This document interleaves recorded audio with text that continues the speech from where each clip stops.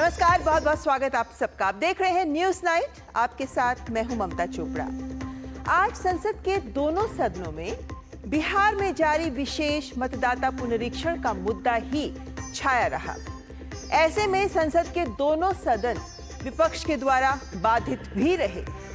ये मुद्दा जो बिहार राज्य से जुड़ा है, जिसे केंद्र में संसद तक लेकर आया है विपक्ष, और इस पर जो हंगामा बरपा रहा है, आज करेंगे इसी पर चर्चा। साथ ही आपको जानकारी देंगे प्रधानमंत्री नरेंद्र मोदी के 2 देशों के दौरे की भी, क्योंकि प्रधानमंत्री आज यूनाइटेड किंगडम और मालदीव्स के दौरे के लिए रवाना हो गए हैं। देंगे आपको इसकी सारी जानकारी, लेकिन आइए शुरुआत कर लेते हैं इस वक्त की हेडलाइंस के साथ। ब्रिटेन और मालदीव की यात्रा पर रवाना हुए पीएम मोदी। द्विपक्षीय वार्ताओं के अलावा ब्रिटेन के साथ मुक्त व्यापार समझौते पर हो सकते हैं हस्ताक्षर।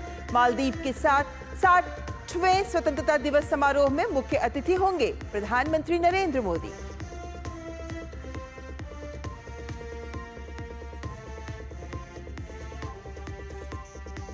संसद में तीसरे दिन भी जारी रहा हंगामा, नहीं हुआ कोई कामकाज। एसआईआर के मुद्दे पर पक्ष विपक्ष में जारी रहा आरोप प्रत्यारोप। हंगामे के बीच ही लोकसभा में पेश हुआ राष्ट्रीय खेल प्रशासन विधेयक। बीसीसीआई भी आ सकता है दायरे में।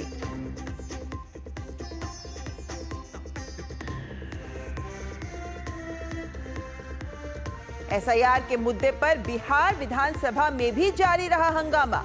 मुख्यमंत्री नीतीश कुमार और नेता प्रतिपक्ष तेजस्वी यादव के बीच तीखी नोकझोंक के बाद स्थगित करनी पड़ी सदन की कार्यवाही। चुनाव आयोग ने कहा, एसआईआर के तहत अब तक 98.01% मतदाताओं को किया गया कवर।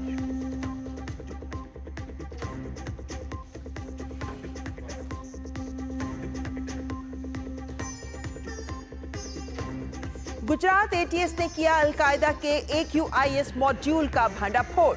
4 दहशतगर्द गिरफ्तार। भारतीय उपमहाद्वीप विंग से जुड़े हैं चारों आतंकी।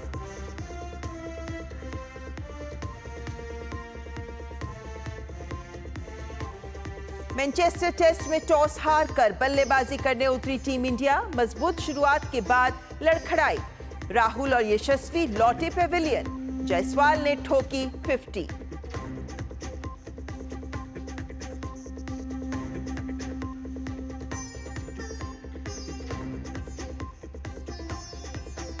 आइए शुरुआत करते हैं प्रधानमंत्री के विदेश दौरे की खबर से।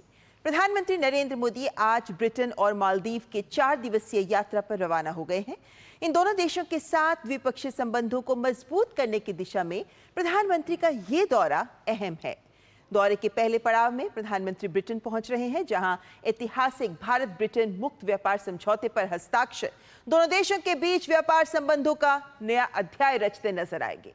वहीं मालदीव में पीएम मालदीव के 60वें स्वतंत्रता दिवस समारोह में मुख्य अतिथि के तौर पर शामिल होंगे।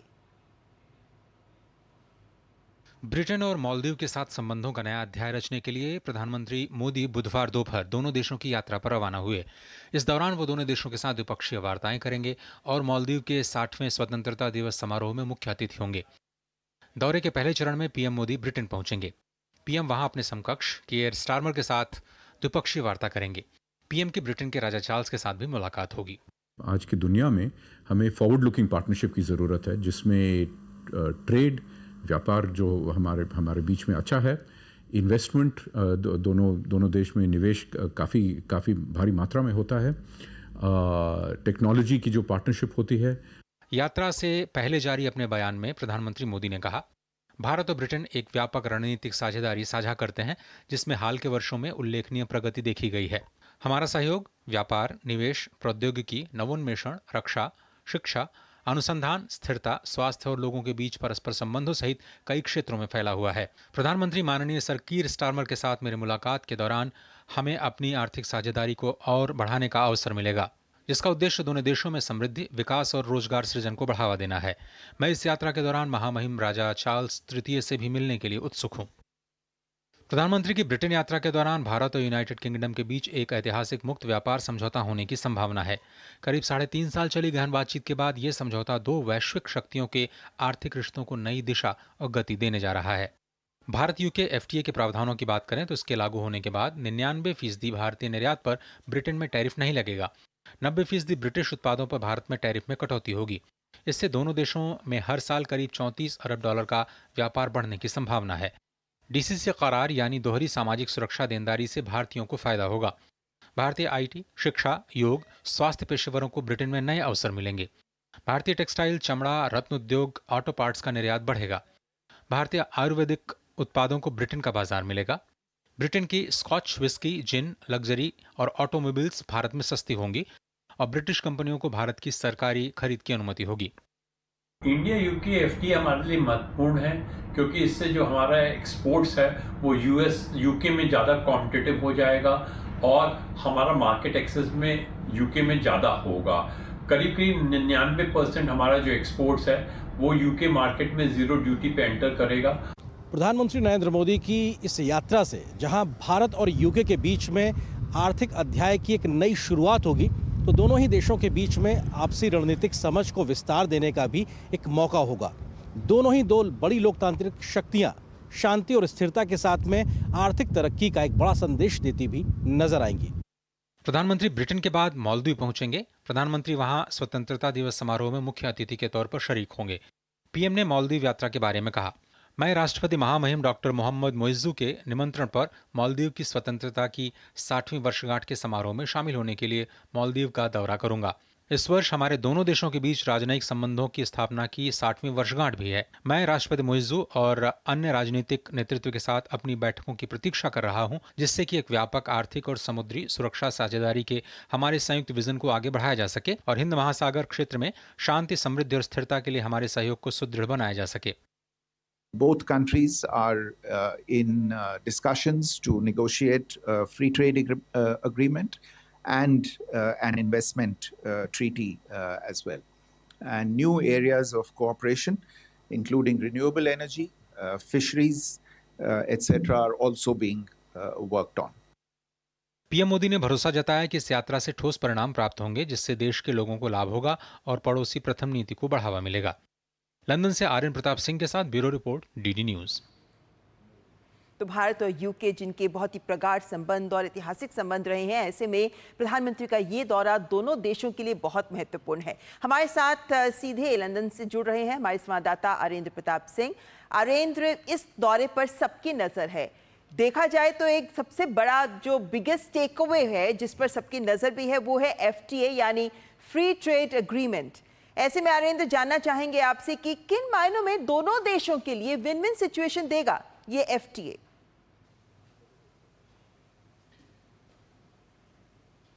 शुक्रिया ममता, मुझे जोड़ने के लिए। और निश्चित तौर से ये बहुत महत्वपूर्ण है और भारत और यूके के संबंधों के, आपसी संबंधों के लिहाज से बात किया जाए तो ये एक बहुत बड़ा ऐतिहासिक पड़ाव है।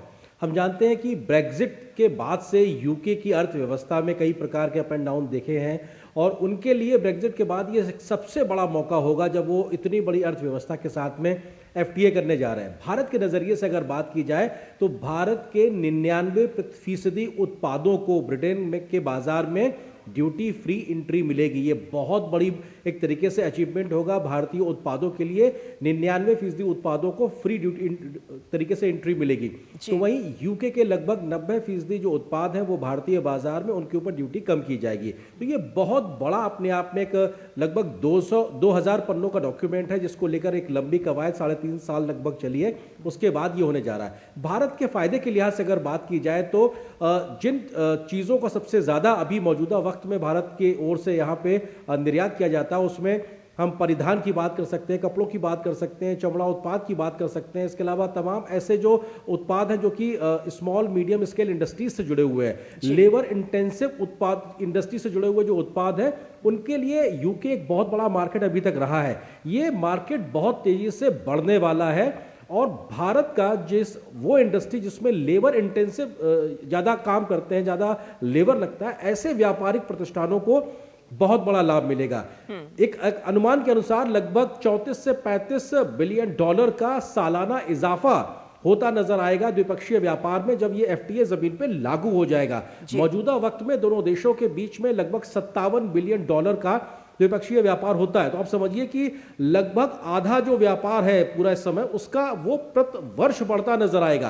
तो ये कितना बड़ा फायदा देता नजर आएगा, इसका एक बहुत बड़ा इंपैक्ट नजर आएगा।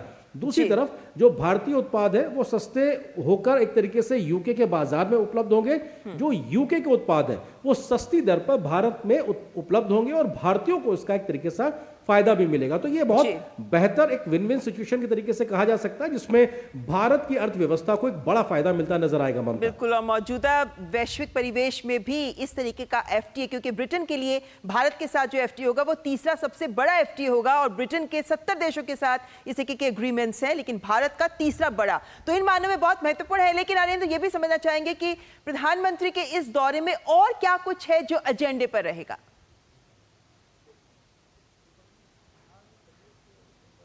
बिल्कुल, बहुत चीज़ें हैं, क्योंकि एफटीए सबसे बड़ा बिग टिकट के तौर पे है, इसमें कोई दो राय नहीं है और एक तरीके से वो बहुत महत्वपूर्ण पड़ाव भी है अर्थव्यवस्था के लिहाज से। लेकिन भारत और यूके ने मिलके 2021 में 2030 विजन डॉक्यूमेंट एक तय किया था कि हम 2030 तक किन क्षेत्रों में कैसे सहयोग को आगे बढ़ाएंगे और किस तरीके से आपसी सहयोग को बढ़ाते हुए आगे बढ़ेंगे। तो वो जो रोड मैप है, विजन डॉक्यूमेंट है 2030 का, उसको इनहेंस करने का मौका होगा और इस बात की हमें जानकारी दी जा रही है कि वो जो विजन डॉक्यूमेंट है वो बहुत ज़्यादा विस्तार लेता नजर आएगा। ना सिर्फ उसमें मौजूदा क्षेत्रों में विस्तार होगा बल्कि नए क्षेत्रों को जोड़ा जाएगा। खास तौर से इसका फायदा हेल्थ सेक्टर को, एजुकेशन सेक्टर को और डिफेंस कोऑपरेशन को मिलता नजर आएगा, क्योंकि अगर हम एजुकेशन के लिहाज से बात करें तो अभी 8-10 दिन पहले ही हरियाणा के गुरुग्राम में यूके की एक यूनिवर्सिटी का कैंपस खुला है। अभी लगभग 6 से 7 ऐसी यूनिवर्सिटीज और हैं यूके की जो बहुत टॉप यूनिवर्सिटीज में गिनी जाती हैं, वो अपने कैंपस भारत के अलग अलग शहरों में खोलने के लिए तत्पर है। तो भारत के बहुत से जो स्टूडेंट्स बड़ी संख्या में बहुत बड़ा खर्चा करके यूके पढ़ने के लिए आते थे, अब उनको कम खर्चे पर हिंदुस्तान में ही बड़ी बड़ी यूनिवर्सिटीज के कैंपस उपलब्ध होंगे। तो ये अपने आप में भारतीय छात्रों के लिए भी एक बहुत मददगार होगा, क्योंकि लगभग 1.25 लाख के आसपास छात्र इस समय यहाँ पे मौजूद है जो पढ़ाई कर रहे हैं। तो ऐसे में एजुकेशन की बात की जाए, हेल्थ के लिहाज से अगर बात की जाए तो जो इनका नेशनल हेल्थ सिस्टम NHS है यूके में, उसमें यूके के निवासियों के बाद अगर कोई सबसे बड़ी संख्या में लोग यहाँ काम कर रहे हैं वो भारतीय हैं। बहुत बड़ी संख्या में, हजारों की संख्या में डॉक्टर्स, नर्सेज, अलग पैरामेडिकल स्टाफ यहाँ काम कर रहे हैं। तो ऐसे में हेल्थ एजुकेशन का जो सेक्टर है वो बहुत तेजी से आगे बढ़ेगा और डिफेंस के लिहाज से अगर बात की जाए तो ज्वाइंट कोऑपरेशन इस दिशा में बहुत तेजी से बढ़ेगा, जिसमें ज्वाइंट प्रोडक्शन से लेके तमाम ऐसे जैसे मेक इन इंडिया की जो पहल है उस दिशा में काम करते हुए नजर आएंगे। यानी ये समझ सकते हैं ममता, जिसमें विजन 2030 में विस्तार होगा। बिल्कुल, तो ये कह सकते हैं कि ना केवल मौजूदा क्षेत्र जिनमें सहयोग बढ़ रहा है वो है, लेकिन कई नए क्षेत्र, फिशरीज जैसे नए क्षेत्र भी होंगे जिन पर हमें कुछ बड़ी घोषणाएं देखने को मिल सकती है, जिन पर सबकी नजर रहेगी। फिलहाल बहुत बहुत शुक्रिया अरेंद्र हमारे साथ सीधे लंदन से जुड़ने के लिए। और फिलहाल न्यूज नाइट में यहाँ एक ब्रेक के लिए रुकते हैं, लेकिन ब्रेक के बाद होगी बात संसद में तीसरे दिन भी घमासान। दिखाएंगे खबर ब्रेक के बाद।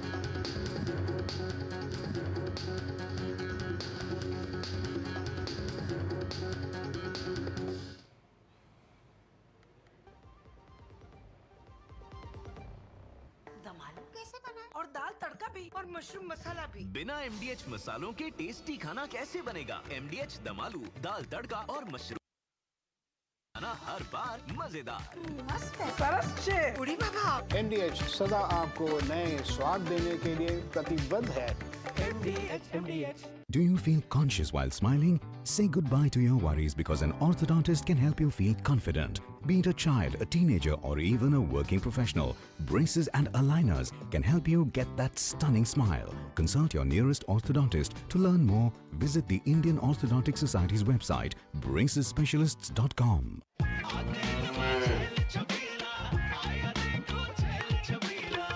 एक कपिला, अरे भाई सब एक ही जैसा होता है। ये लो साधारण पशु आहार।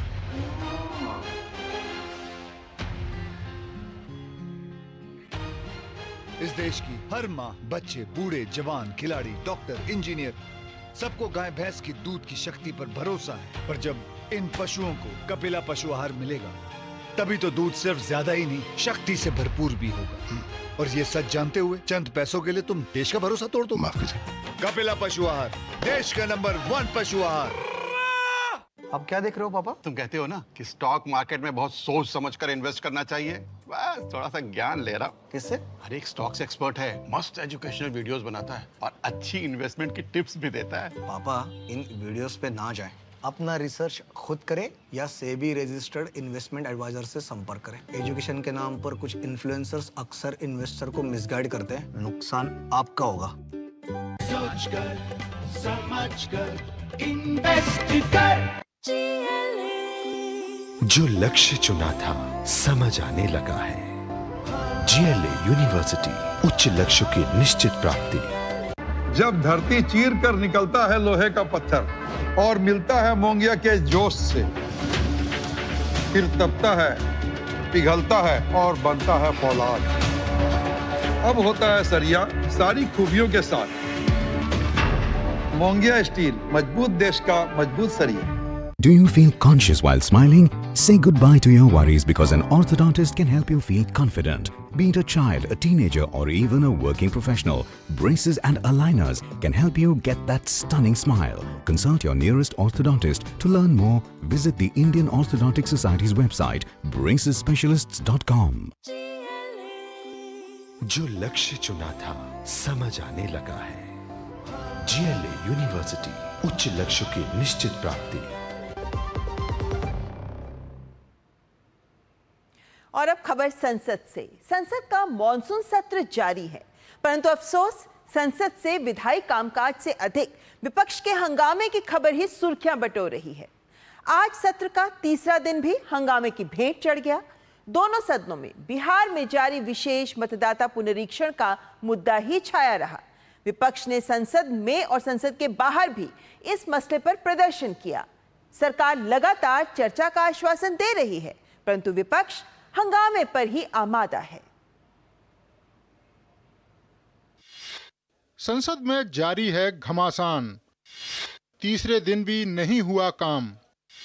सरकार है चर्चा को तैयार, फिर क्यों मची है तकरार।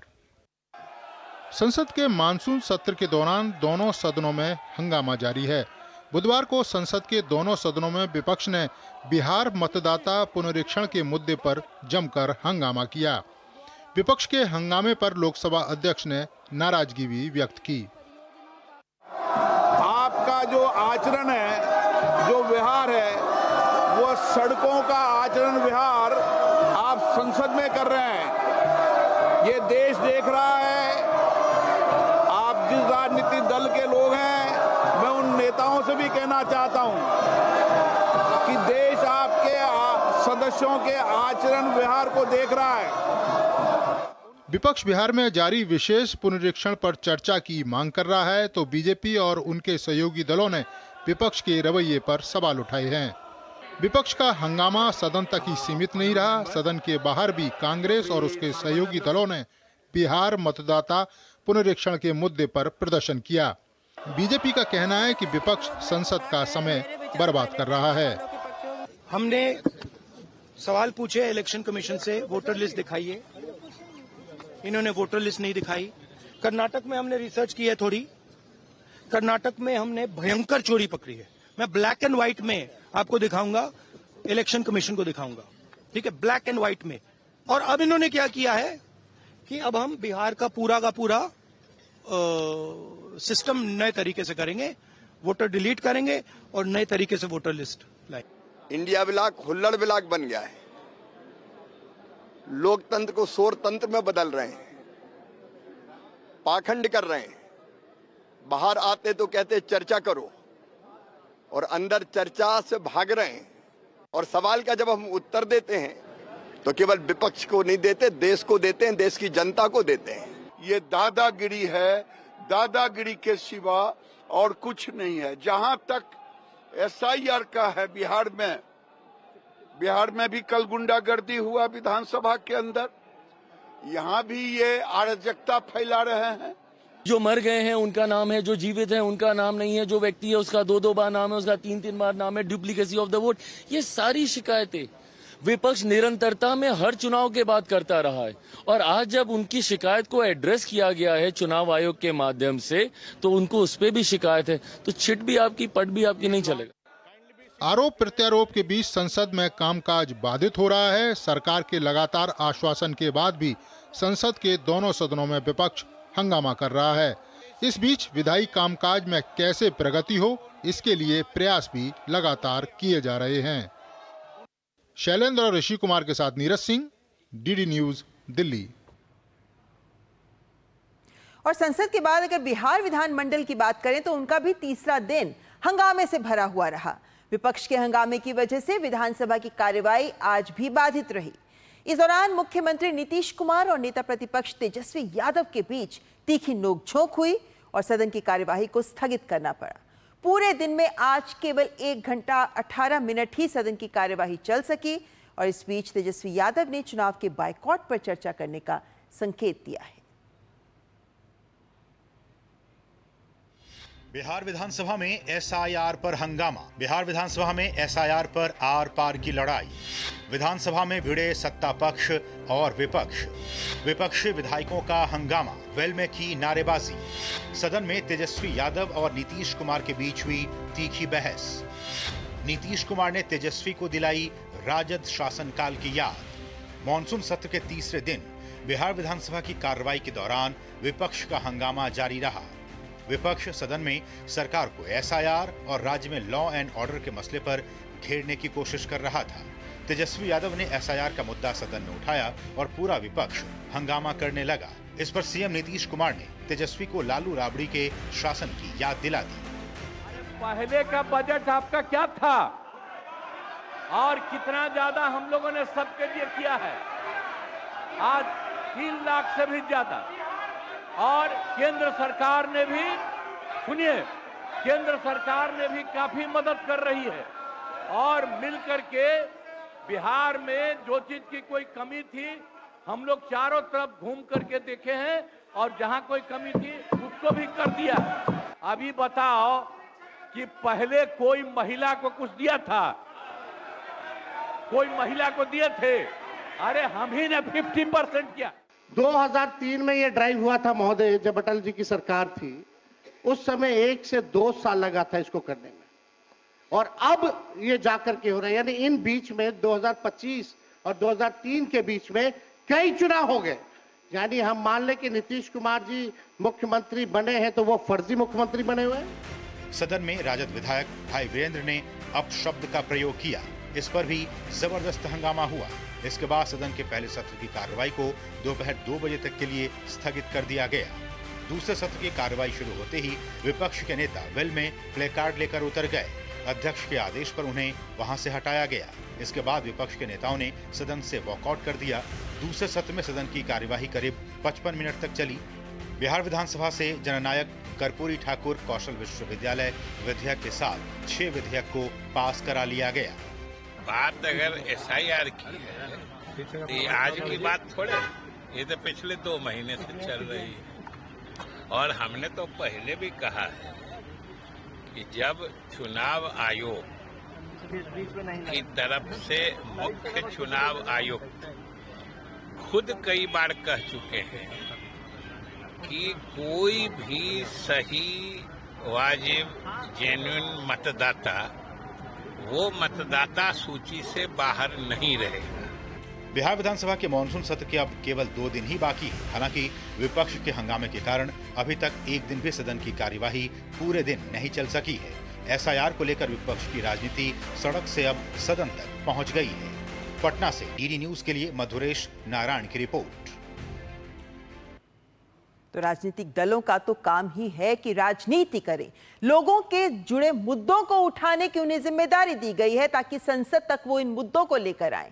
लेकिन जो हो रहा है, क्या वो जनहित में हो रहा है? बड़े सवाल हैं जिनको लेकर आज हम विशेष आपके सामने उठा रहे हैं, जो एसआईआर से ही जुड़ा हुआ है। और हमारा आज का विशेष कहता है एसआईआर पर संग्राम, संसद में घमासान। चर्चा के लिए हमारे साथ जुड़ गए हैं डॉक्टर कौशल कांत मिश्रा बीजेपी से, साथ ही हमारे साथ राहुल लाल जो पॉलिटिकल एनालिस्ट हैं लेकिन कांग्रेस के सपोर्टर हैं, और विजय त्रिवेदी जी वरिष्ठ पत्रकार भी हमारे साथ जुड़ गए हैं। सबसे पहले राहुल लाल जी, आप ही के पास आना चाहूंगी क्योंकि जो हो रहा है वो तो देश देख रहा है।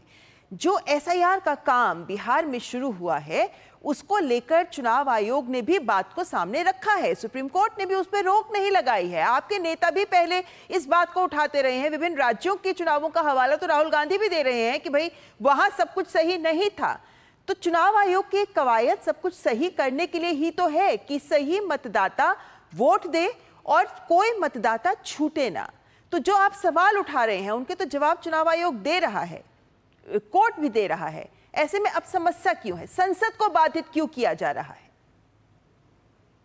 ममता जी, बिहार का जो SIR है, जैसा उसका नाम भारी भरकम रखा गया है, मतदाता गहन पुनरीक्षण तमाम जो है SIR के अंतर्गत, और जो मंशा प्रथम दृष्टया तो सुन के लगता है कि बड़ी शानदार मंशा के साथ ये काम हो रहा है, लेकिन अब तो देखिए SIR 25 जून से शुरू हुआ था, 25 जुलाई की तरफ जो है कि अग्रसर है। चुनाव आयोग के दावा देखें तो वो कभी कभी 93% काम खत्म हो गया, 97% काम खत्म हो गया है। लेकिन चुनाव आयोग को माननीय सुप्रीम कोर्ट ने कुछ सुझाव दिए थे पिछले सुनवाई के दरमियान में कि आप 11 दस्तावेजों में से कम जो है उसमें आधार को स्वीकार कर लीजिए, आप उसमें राशन कार्ड को स्वीकार कर लीजिए।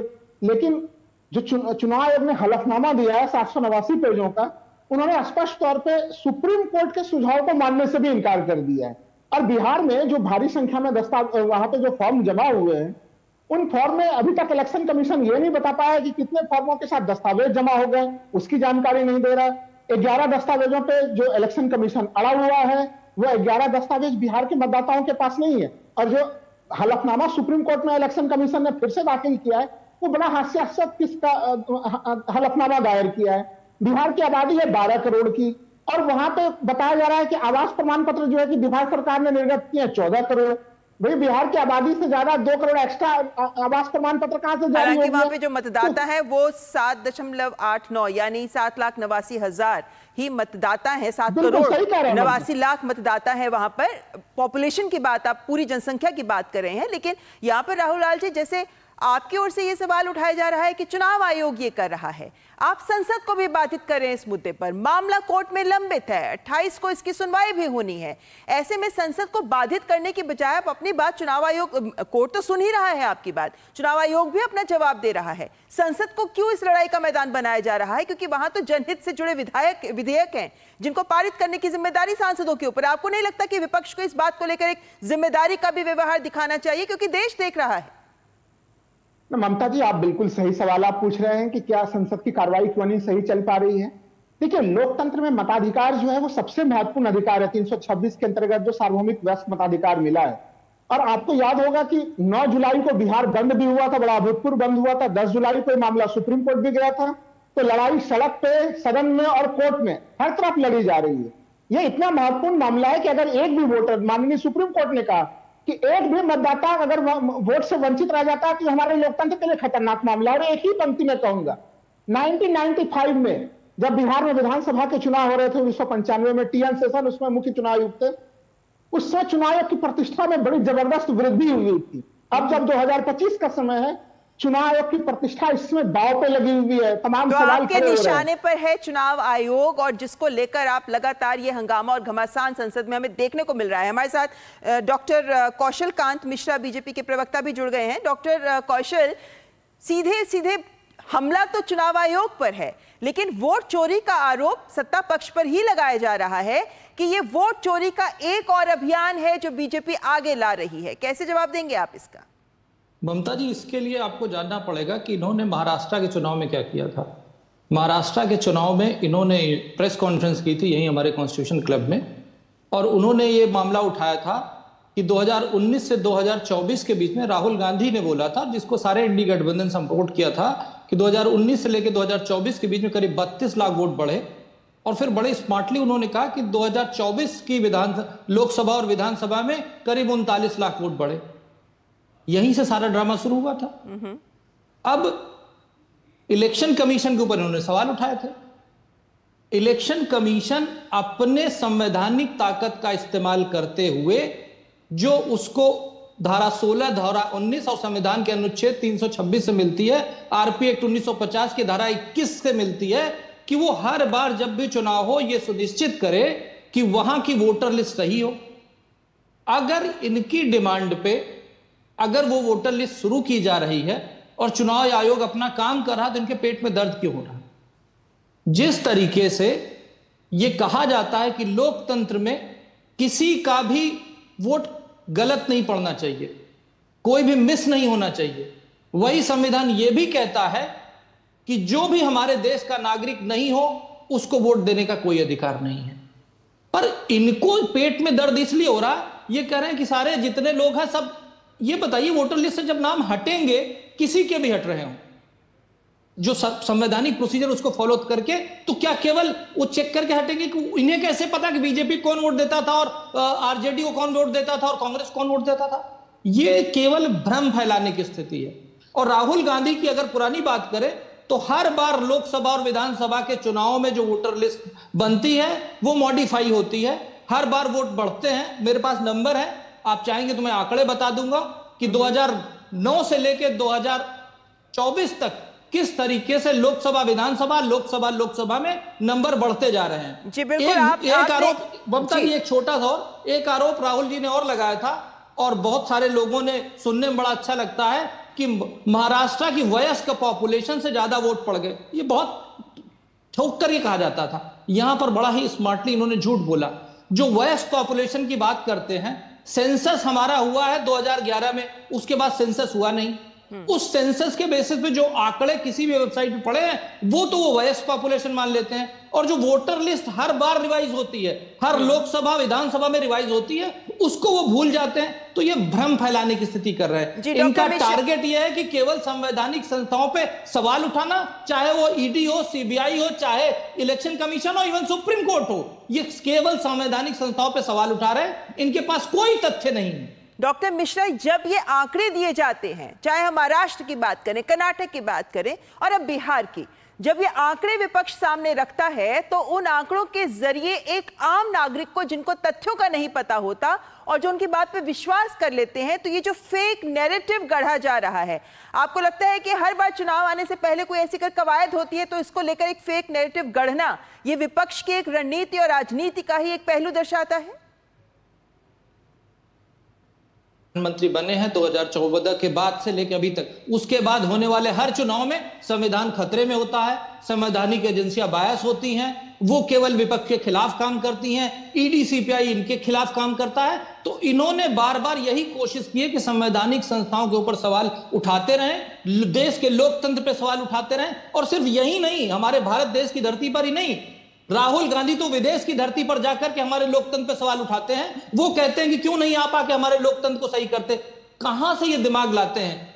केवल और केवल भ्रम फैलाना है, अराजकता फैलाना है। और यही तक नहीं, चाहे कोई सीए का कानून आता है तो ये कहते हैं आजादी आजादी के नारे लगाते हैं, चाहे अगर हम कोई भी कानून नया लाते, किसान आंदोलन में भी यही करने की कोशिश की। ये पूरे देश में अराजकता फैला करके केवल देश को मिसलीड करने का काम कर रहे हैं। विजय त्रिवेदी जी को गलत है। जी, मैं विजय त्रिवेदी जी को भी चर्चा में लाना चाहूंगी। विजय जी, जब चुनाव आयोग ने कवायद शुरू की उससे पहले कुछ आंकड़े, कुछ तथ्य भी सामने आए, जैसे अररिया, पूर्णिया जैसे ऐसे कई जिले हैं बिहार में जहां आधार कार्ड आबादी से ज्यादा पाए गए, जिसका मतलब है कुछ फर्जी लोग हैं, कुछ फर्जी मतदाता या अवैध वहां पे लोग हैं जो रह रहे हैं। ऐसे लोग मतदान ना कर सके ताकि सही मतदाता ही अपने मताधिकार का प्रयोग कर सके। ये तमाम ऐसे तथ्य हैं जिनको पर गौर करना जरूरी है। आपको लगता है कि विपक्ष की ये जो कवायद है कि चुनाव आयोग पर निशाना और उसके माध्यम से एसआईआर को रोकने का पूरा प्रयास किया जाना और जिस तरीके के शब्दों का प्रयोग किया जा रहा है, संसद को बाधित किया जा रहा है, लोकतंत्र के लिए सही नहीं है? ये ममता जी बिल्कुल ठीक बात आप कह रहे हैं। चुनाव का अधिकार, चुनाव में दोनों अधिकार हैं, सही वोट डले और हर सही आदमी को वोट का मौका मिले, ये दोनों बातें इंपॉर्टेंट है। लेकिन आप एक सीढ़ी पीछे चल रहे हैं कौशल जी भी, कि चुनाव आयोग का सवाल ही नहीं रह गया। अब चुनाव आयोग पर निशाना नहीं हो रहा। अब तो सुप्रीम कोर्ट जब उसको सुपरवाइज कर रहा है तो आप सुप्रीम कोर्ट की विश्वसनीयता पर सवाल खड़ा कर रहे हैं, समझे? चुनाव आयोग जो एक्सरसाइज कर रहा है एसआईआर, उसमें कितना आएगा, उसकी रिपोर्ट आएगी, वो एसआईआर की रिपोर्ट चुनाव आयोग को सुप्रीम कोर्ट के पास देनी है। सुप्रीम कोर्ट उसको सुपरवाइज कर रहा है। तो क्या विपक्ष को इस बात का भरोसा नहीं होना चाहिए कि सुप्रीम कोर्ट इस मामले को ठीक से देखेगा, गलत होगा, सही होगा, जो भी होगा? तो ये सवाल अब चुनाव आयोग की प्रतिष्ठा का रहा ही नहीं।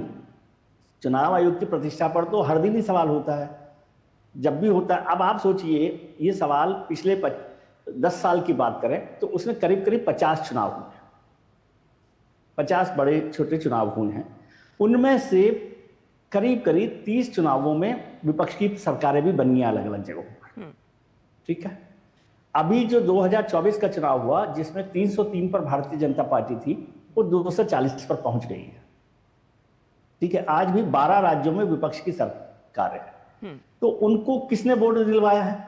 क्या वो चुनाव आयोग अलग से आया हुआ था, वो वोटर लिस्ट अलग से बनी गई थी, या जो भी रिवाइज हुआ है वो सारे काम उसी तरीके से हो रहे हैं? अभी तो तेलंगाना में चुनाव हुए, रेवंत रेड्डी साहब बने हैं कांग्रेस के ही। मसला वो नहीं है, मसला ये है कि एक नैरेटिव पर जिसकी आपने चर्चा की, वो नैरेटिव बनाने की कोशिश की जाए। और वो गोएबल्स के लिए जो कहा जाता है ना कि आप बार बार झूठ बोलिए तो सच लगने लगता है। और मैं कह रहा हूँ ये चुनाव आयोग का सवाल छोड़ दीजिए, चुनाव आयोग का सवाल खत्म हो गया पहले जब SIR पर कर रहे थे। जब सुप्रीम कोर्ट उसको देख रहा है और सुप्रीम कोर्ट ने कहा कि आप रिपोर्ट दीजिए, उस पर जवाब करेंगे, तो उसके बाद चर्चा की जानी चाहिए कि या तो आपको सुप्रीम कोर्ट पर भी भरोसा नहीं है। मसला तो आप सोचिए ना कि ये आगे आ गए हम उससे, हम चुनाव आयोग पर अटके हुए हैं, ये तो सुप्रीम कोर्ट पर सवाल खड़े कर रहे हैं ना। जी विजय जी, यही मुद्दा, यही बिंदु मैंने शुरू में भी उठाया कि अब तो सुप्रीम कोर्ट तक है, 28 जुलाई को सुनवाई भी है। बात वही आ जाती है, सवाल वही उठता है हर किसी के जहन में कि जब लड़ाई सुप्रीम कोर्ट में, आप अपनी बात रखिए ना, वहां पर अपने तथ्य रखिए, क्योंकि वहां पे आप हंगामा नहीं कर सकते, वहां पे आप इस तरीके से कार्यवाही बाधित नहीं कर सकते, वहां तो आपको तर्कों के लिहाज से चर्चा करनी पड़ेगी, बात सामने रखनी पड़ेगी। तो क्या संसद को युद्ध का मैदान बना देना अपनी राजनीति के लिए कहां तक सही है? और लोकतंत्र के लिए ये जो अविश्वास की एक भावना विपक्ष लगातार चुनाव दर चुनाव जनता के बीच में फैलाने का प्रयास कर रहा है, विजय जी, ये भी लोकतंत्र के लिए कितनी खतरनाक है? बिल्कुल उचित, बिल्कुल ठीक बात आप कह रहे हैं। और फिर संसद का एक तो इसमें इन्वॉल्वमेंट नहीं है, इलेक्शन कमीशन देख रहा है, सुप्रीम कोर्ट देख रहा है। दूसरी बात, सरकार उस पर चर्चा के लिए तैयार है।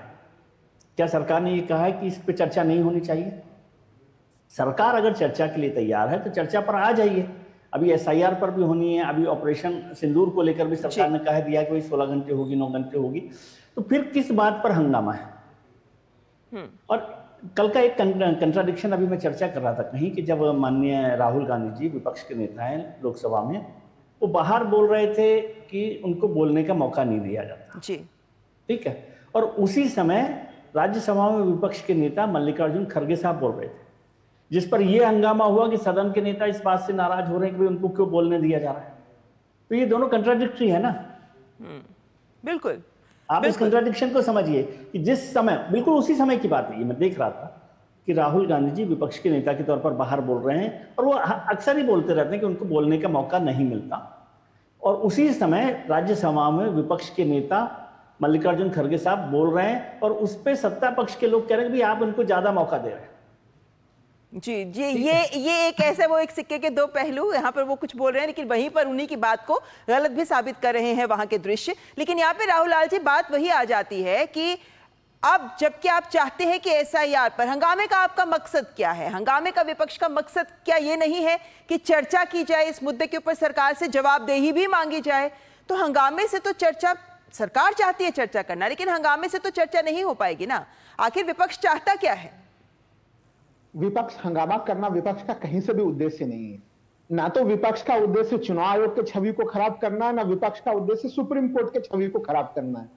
विपक्ष का उद्देश्य लोकतांत्रिक मूल्यों को किस प्रकार से वो जो है कि उसकी गहरी जड़ें हमारे यहाँ पे देश में बनी हुई रहे, वो प्रमुख उद्देश्य है। देखिए, अभी आपने एक बड़ा अच्छा सवाल पूछा था।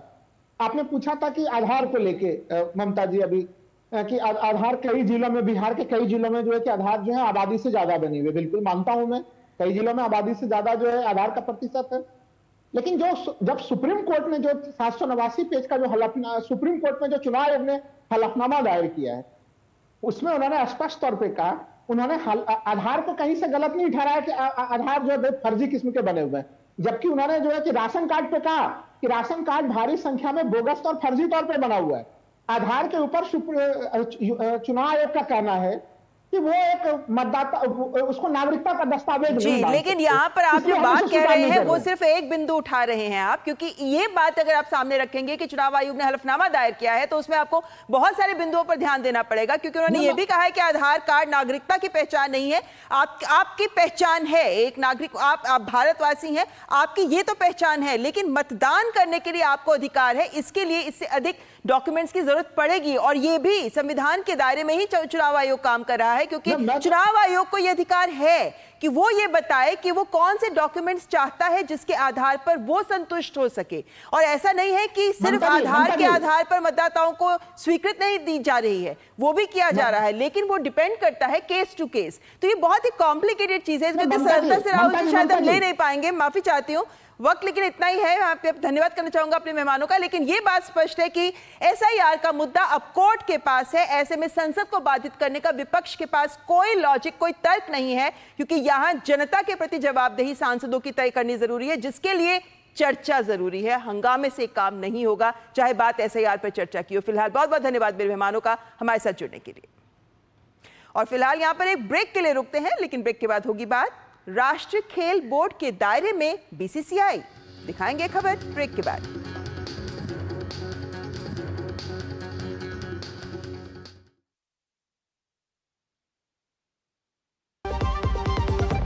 मम्मी भूख लगी। ये 1 मिनट में नहीं 4 मिनट में आएगा। थोड़ा वक्त लगेगा पर सेहत को पाएगा। NDH सूजी वर्मिसेली पर सबका दिल आएगा। NDH सूजी वर्मिसेली, सेहत भी स्वाद भी। Do you feel conscious while smiling? Say goodbye to your worries because an orthodontist can help you feel confident. Be it a child, a teenager, or even a working professional, braces and aligners can help you get that stunning smile. Consult your nearest orthodontist. To learn more, visit the Indian Orthodontic Society's website, bracesspecialists.com. मेरी पसंद, मेरी पसंद, मेरी पसंद, मेरी पसंद, हमारी पसंद, हम सबकी पसंद। मजबूत देश का मजबूत सरिया हो गया स्टील। वाह, गाय तुम्हारी माता है ना? तो पशुहार के नाम पर जहर क्यों खिलाता है? अनसंड हटा, दिल से खिला, सिर्फ कपिला, देश का नंबर 1 पशु आहार। इस साल का जो प्रॉफिट है इंटरेस्ट पे डाल देंगे, हर महीने ब्याज का पैसा आता रहेगा। अगर रेगुलर इनकम ही चाहिए तो आप वो पैसे फिक्स्ड इनकम फंड्स में डाल दो। वो क्या होता है? फिक्स्ड इनकम म्यूचुअल फंड्स चुने हुए ब्याज देने वाली कंपनी बॉन्ड्स, गवर्नमेंट बॉन्ड्स और मनी मार्केट में इन्वेस्ट करते हैं। सिस्टमैटिक विथड्रॉल प्लान से आपको on the dot fixed amount भी आता रहेगा। म्यूचुअल फंड में फिक्स्ड इनकम वाली बात सही है। म्यूचुअल फंड निवेश बाजार जोखिमों के अधीन है। योजना से जुड़े सभी दस्तावेजों को ध्यान से पढ़ें। जो लक्ष्य चुना था समझ आने लगा है। GLA यूनिवर्सिटी, उच्च लक्ष्यों की निश्चित प्राप्ति। LIC लाया है unit linked insurance plan index plus. जीवन बीमा पाइए और निफ्टी स्टॉक्स के साथ अपने मार्केट रिटर्न्स को तेजी से बढ़ाइए। इस अट्रैक्टिव कॉम्बिनेशन के साथ अपना कल सुरक्षित कीजिए। सिर्फ 2500 रुपए मंथली प्रीमियम से शुरुआत कीजिए। आज ही LICindia.in पर जाएं।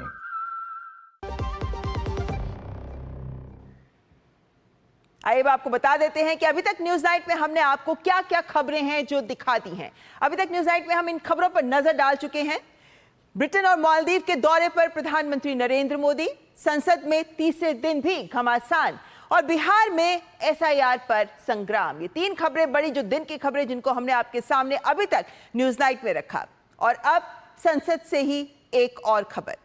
संसद में विपक्ष हंगामा कर रहा है, लेकिन हंगामे के बीच ही विधायी कामकाज को आगे बढ़ाते हुए लोकसभा में राष्ट्रीय खेल प्रशासन विधेयक 2025 और डोपिंग रोधी बिल पेश किया गया। राज्यसभा में भी हंगामे के बीच समुद्री माल वहन बिल 2025 विचार के लिए रखा गया है।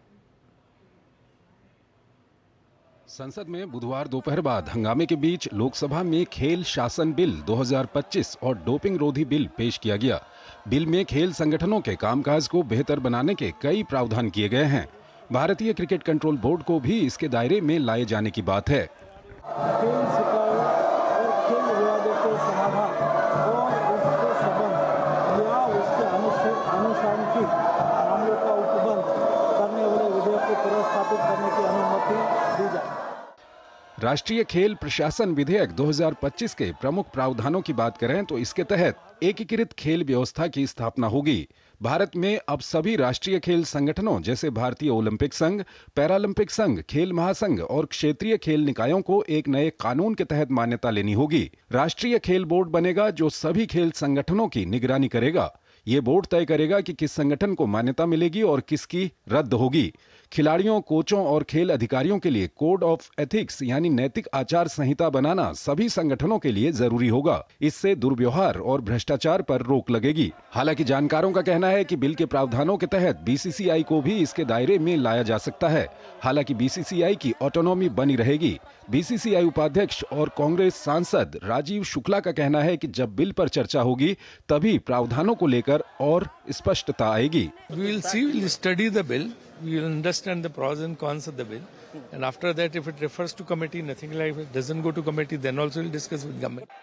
इससे पहले सुबह लोकसभा में प्रश्नकाल के दौरान बिहार से जुड़े एक अहम सवाल के उत्तर में रेल मंत्री ने राज्य में चल रही रेल परियोजनाओं के बारे में जानकारी दी। प्रधानमंत्री श्री नरेंद्र मोदी जी ने आकर बिहार के लिए रेलवे के बजट को 9 गुना बढ़ाकर 10,000 करोड़ रुपए का बजट दिया है, जो कि कई वर्षों से लंबित थे।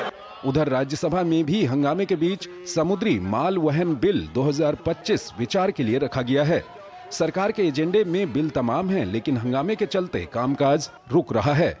शैलेंद्र और ऋषि कुमार के साथ नीरज सिंह की रिपोर्ट, डीडी न्यूज, दिल्ली। और न्यूज नाइट में यहाँ रुकेंगे एक और ब्रेक के लिए, लेकिन ब्रेक के बाद आपको बताएंगे कि बढ़ रहा है डीडी फ्री डिश का दायरा।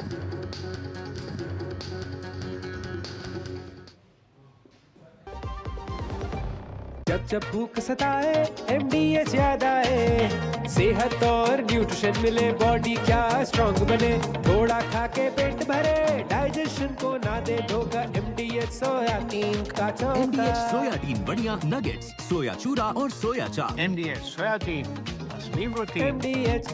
क्या आप जानते हैं कि देश में हर दिन 6,000 से भी अधिक लोग साइबर अपराधियों के हाथों करोड़ रुपया गंवा रहे हैं। देखिए, किसी को पैसे दुगने करने की जल्दी होती है तो कोई जो है अनजाने नंबरों से आए हुए वीडियो कॉल्स को झट से उठा लेते हैं, और कई तो ऐसे हैं कि नकली पुलिस, CBI या जज के वीडियो कॉल से डर भी जाते हैं। साइबर अपराधियों की चालों से बचना है अगर आपको, तो उनसे 2 कदम आगे रहना होगा। आज ही फॉलो कीजिए गृह मंत्रालय का official social media handle cyber दोस्त। फिर भी अगर आप शिकार बन जाएं तो बिना देर किए कॉल कीजिए 1930 पर, या अपनी कंप्लेंट जो है उसे दर्ज करें यहाँ www.cybercrime.gov.in पर। ध्यान रहे, साइबर अपराधियों का मत लो tension. Stop, think and then take action. धन्यवाद। मेरी पसंद, मेरी पसंद, मेरी पसंद, मेरी पसंद, हमारी पसंद, हम सबकी पसंद। मजबूत देश का मजबूत सरिया हो गया स्टील। जो लक्ष्य चुना था समझ आने लगा है। GLA यूनिवर्सिटी, उच्च लक्ष्य की निश्चित प्राप्ति। इस देश की हर माँ, बच्चे, बूढ़े, जवान, खिलाड़ी, डॉक्टर, इंजीनियर, सबको गाय भैंस की दूध की शक्ति पर भरोसा है। पर जब इन पशुओं को कपिला पशु आहार मिलेगा, तभी तो दूध सिर्फ ज्यादा ही नहीं, शक्ति से भरपूर भी होगा। कपिला पशु आहार, देश का नंबर 1 पशु आहार। इस साल का जो प्रॉफिट है इंटरेस्ट पे डाल देंगे। हर महीने ब्याज का पैसा आता रहेगा। अगर रेगुलर इनकम ही चाहिए तो आप वो पैसे फिक्स्ड इनकम फंड्स में डाल दो। वो क्या होता है? फिक्स्ड इनकम म्यूचुअल फंड्स चुने हुए ब्याज देने वाली कंपनी बॉन्ड्स, गवर्नमेंट बॉन्ड्स और मनी मार्केट में इन्वेस्ट करते हैं। सिस्टमैटिक विथड्रॉवल प्लान से आपको on the dot fixed amount भी आता रहेगा। म्यूचुअल फंड में फिक्स्ड इनकम वाली बात सही है। म्यूचुअल फंड निवेश बाजार जोखिमों के अधीन है। योजना से जुड़े सभी दस्तावेजों को ध्यान से पढ़ें। शादी का किचन महके जहाँ, गोल्डी किचन किंग मसाले हो वहाँ। गोल्डी लाई है फ्रेश लॉक टेक्नोलॉजी, जो रखे मसालों को हर समय फ्रेश। दूरदर्शन और आकाशवाणी के आधुनिकीकरण के केंद्र सरकार के लगातार ठोस प्रयासों के शानदार परिणाम साफ देखे जा सकते हैं।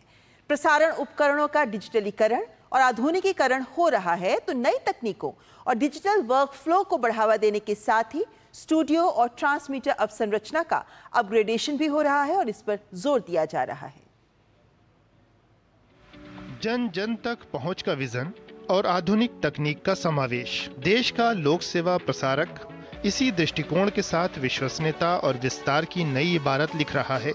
केंद्र सरकार के लगातार ठोस प्रयासों के शानदार परिणाम साफ देखे जा सकते हैं। बिहार सहित देश भर में दूरदर्शन और आकाशवाणी केंद्रों के आधुनिकीकरण और विस्तार से जुड़े सवाल के लिखित उत्तर में सूचना एवं प्रसारण राज्य मंत्री डॉक्टर एल मुरुगन ने बताया कि केंद्रीय क्षेत्र योजना प्रसारण अवसंरचना एवं नेटवर्क विकास के अंतर्गत इन केंद्रों का उन्नयन किया जा रहा है। 2539.61 करोड़ रुपए वाली ये योजना 2021 से 26 की अवधि के लिए है। प्रसारण उपकरणों का डिजिटलीकरण और आधुनिकीकरण, नई तकनीकों और डिजिटल वर्कफ्लो को बढ़ावा और स्टूडियो और ट्रांसमीटर अवसंरचना का उन्नयन इसके प्रमुख उद्देश्य हैं। बिहार के बारे में जानकारी देते हुए लोकसभा को बताया गया कि केंद्र सरकार ने राज्य में प्रसारण अवसंरचना के आधुनिकीकरण के लिए विभिन्न परियोजनाओं को मंजूरी दी है। इसमें आकाशवाणी केंद्रों के आधुनिकीकरण के लिए 64.56 करोड़ रुपए और दूरदर्शन केंद्रों के आधुनिकीकरण के लिए 4.31 करोड़ रुपए की मंजूरी शामिल है। देश की भाषाई और भौगोलिक विविधता को ध्यान में रखते हुए विस्तार का सिलसिला लगातार जारी है। हिमाचल प्रदेश के सुदूरवर्ती क्षेत्रों में भी आकाशवाणी के विस्तार को मंजूरी मिली है। BIND योजना के ही अंतर्गत मंडी में 5 किलोवाट का ट्रांसमीटर, साथ ही चंबा और धर्मपुर में 1-1 किलोवाट के FM ट्रांसमीटर लगाए जाएंगे। केंद्र सरकार के इन प्रयासों से देश भर में दूरदर्शन और आकाशवाणी के प्रसारण इंफ्रा का अभूतपूर्व आधुनिकीकरण हो रहा है। इससे लोक सेवा प्रसारण को अधिक समावेशी, प्रभावी और सुलभ बनाने में मदद मिली है। Bureau report, DD news. DD free dish Prasar Bharati का निःशुल्क डायरेक्ट टू होम प्लेटफॉर्म। बीते कुछ वर्षों में DD फ्री डिश का तेजी से विस्तार हो रहा है। इस मंच पर दक्षिण भारतीय सहित विभिन्न भाषाओं की भरपूर भागीदारी भी देखने को मिली है। आइए देखते हैं कैसे देश के दुर्गम क्षेत्रों तक पहुंच रहा है DD free dish. DD free dish Prasar Bharati का निःशुल्क डायरेक्ट टू होम प्लेटफॉर्म। बीते कुछ वर्षों में DD फ्री डिश का दायरा अभूतपूर्व रफ्तार से बढ़ा है। साथ ही इस मंच पर दक्षिण भारतीय सहित विभिन्न भाषाओं की भरपूर भागीदारी भी देखने को मिली है। सूचना एवं प्रसारण राज्य मंत्री डॉक्टर एल मुरुगन ने एक लिखित उत्तर में लोकसभा को बताया कि इंडस्ट्री के अनुमानों के अनुसार DD फ्री डिश 2024 तक देश भर में लगभग 4.9 करोड़ घरों तक पहुंच चुका है। DD फ्री डिश के मंच पर विभिन्न भाषाओं का प्रतिनिधित्व सुनिश्चित करने के लिए केंद्र सरकार ने बड़े कदम उठाए हैं। इनके अंतर्गत ई-नीलामी में दक्षिण भारतीय भाषाओं के चैनलों के लिए स्लॉट आरक्षित किए गए। दक्षिणी क्षेत्र के निजी प्रसारकों की अधिक भागीदारी सुनिश्चित करने के लिए पात्रता मानदंडों को सरल बनाया गया। इतना ही नहीं, हाल की ई-नीलामी में तमिल, तेलुगु, कन्नड़ और मलयालम चैनलों के लिए समर्पित स्लॉट ऑफर करना और 3 अतिरिक्त दक्षिण भारतीय भाषाओं के निजी चैनलों को DD फ्री डिश पर शामिल किए जाने जैसी महत्वपूर्ण पहल भी की गई है। DD फ्री डिश की भाषाई विविधता को आगे बढ़ाने में तकनीक से लैस दूरदर्शन के अपने क्षेत्रीय चैनल और दक्षिण भारतीय भाषाओं में प्रसारण करने वाले 27 शैक्षिक चैनल भी योगदान कर रहे हैं। सरकार के ठोस प्रयासों से आज DD फ्री डिश दूरस्थ, सीमावर्ती और अन्य दुर्गम क्षेत्रों तक पहुंचकर सेवाएं दे रहा है। Bureau report, DD news.